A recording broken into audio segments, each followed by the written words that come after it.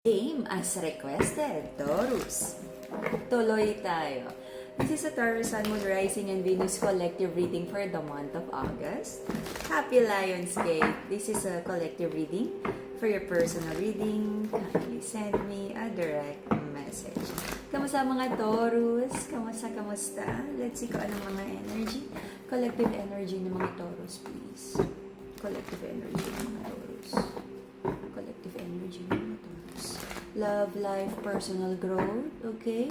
Kung anong meron? This is a Taurus, Sun, Moon, Rising, and Venus collective reading for the month of August. Let's see kung ano meron para sa mga Taurus. Ingat sa mga scammers, hindi po ako magme-message sa inyo.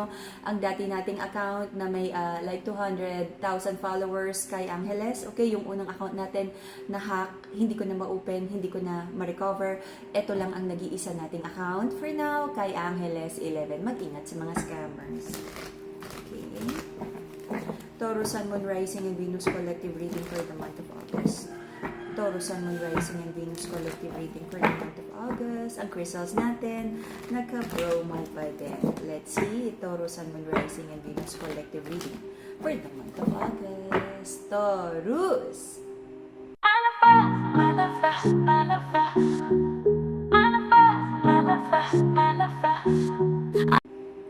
You're trying to build on something but it feels like nagkaroon ng mga delays and blockages. Sabi ng feminine sa connection na to, kino-question niya yung stability at direksyon ng relationship na to. Sabi ng feminine sa connection na to, totoo yung love niya for the masculine, but it feels like nababagalan siya sa movement at hindi niya maramdaman ang stability sa connection na to. There's an energy of conflict, hindi pagkakaintindihan, because someone is more ready than the other. Wala akong nakitang successful na movement sa connection na to. Maraming hindi na pag-uusapan, maraming energy of like, hayaan na, nag-a-assume, baka naman maayos pa on its own. But there's no such thing as, na maayos na lang yan ng ganun-ganun na lang.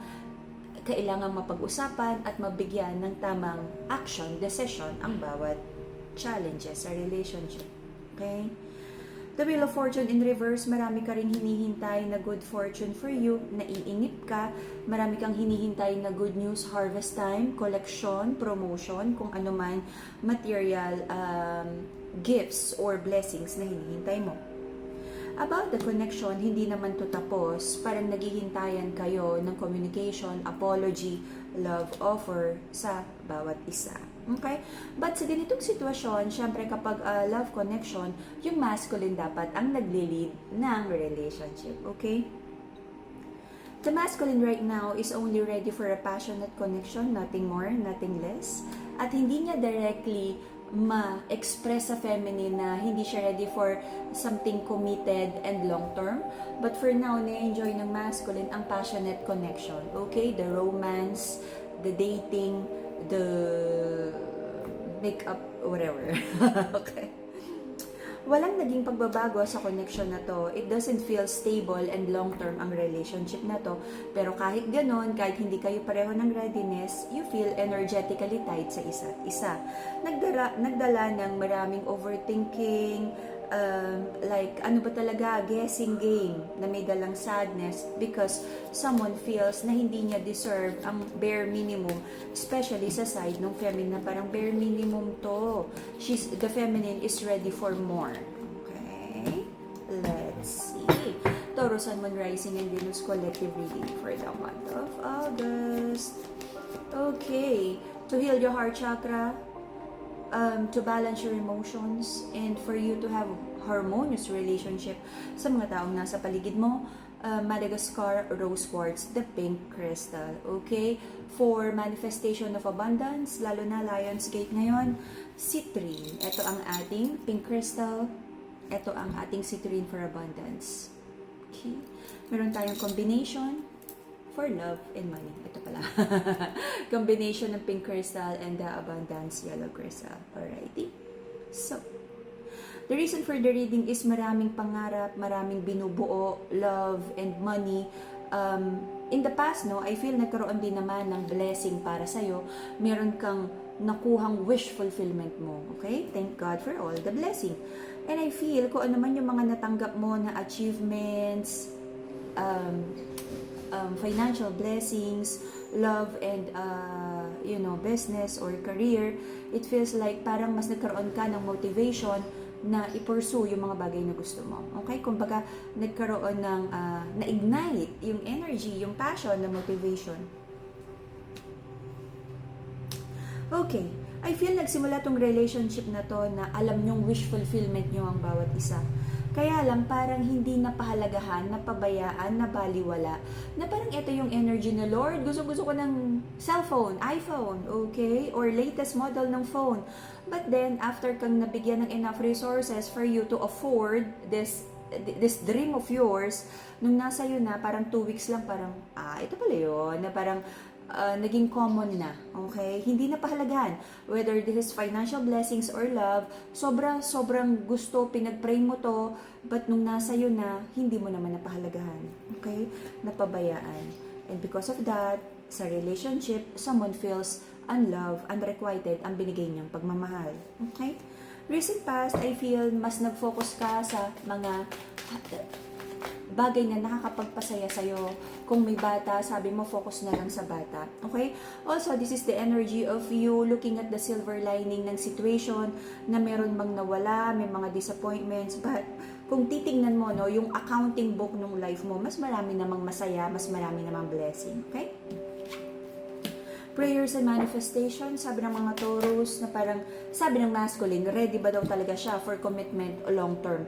Ayaw ding magmadali ng masculine because in the past, sobra-sobra siyang nasaktan pagdating sa pag-ibig. But the feminine here is longing for a more stable, no, praying and longing for a more stable love connection. Sabi ng feminine sa connection na to, parang hindi na ba niya bibigyan ng halaga for now or attention or pagmamahal ang connection na to because she feels like hindi naman siya nare-reciprocate at hindi naman ganun ka-ready yung masculine sa love connection, sa love na binibigay niya. Okay? Sabi ng feminine, sobra-sobra yung naibuhos niya na love for this connection at nag-iisip siya na baka naman masyado niyang na-spoil ang masculine at baka naman kailangan niyang mag-recenter sa kanyang sarili, going back to self-love. The feminine feels so depleted about this connection na parang sobra-sobra siyang nag-pour out ng love, attention, and care sa relationship na to with the masculine. Sabi ng person ng mga Taurus, parang someone is having a new beginning, a new mindset. Someone wants to take a leap of faith. Marami kayong hindi na pag-uusapan dito. Maraming disappointing situation na naging resentment na lang na patong-patong. I feel kailangan yung mag-heart-to-heart talk. May fear dito ang mga Taurus na parang for the masculine, ready ba talaga siya na mag-commit? Kasi parang from the dating game, tumatawid ang masculine kung ready na ba siyang mag-commit sa isa or parang mas ready siya, mas okay sa kanya ang casual connections for now, na wag mo nang magbigay ng title and commitment sa feminine. May fear naman yung feminine na parang ready ba talaga yung masculine kasi kung hindi, gusto lang niya malaman ng totoo para hindi naman siya masyadong mag-invest ng emotion sa love na to, sa connection na to. Until the end of December, I feel whatever you're manifesting, Taurus, magkakaroon ka ng victory. There's something favorable sa'yo. Okay? Magkakaroon ka ng decision to focus on your healing, to focus on your finances, self-growth, glow up, magpaganda, magpapogi, ayusin ang kabuhayan, you'll focus more on yourself. But wala akong nakikitang hiwalay here. Nandito pa rin kayo to stay, giving patience and waiting for the other person to be ready. Wala namang problema if you're seeing like a good potential sa person mo. Just manage your expectations because we cannot make anyone ready for what we're ready for, especially sa side ng feminine, okay? For protection, to ground your energy, and to shoo away like the evil eye, Madagascar Black Tourmaline, meron din tayo, the evil eye bracelet, okay? PM lang for the price. Manifestation, motivation to do whatever na minamanifest mo, and for good luck, the carnelian bracelet. Okay, going back, pagdating sa connection na to, I feel kailangan nyo magkaroon ng heart-to-heart talk kung ano ba talaga para walang disappointments. Ngayon, if the other person agrees na okay lang sa kanyang maghintay na magbago at sa potential ng other person, then that's the risk you're willing to take. Alright? And that will be the Taurus reading for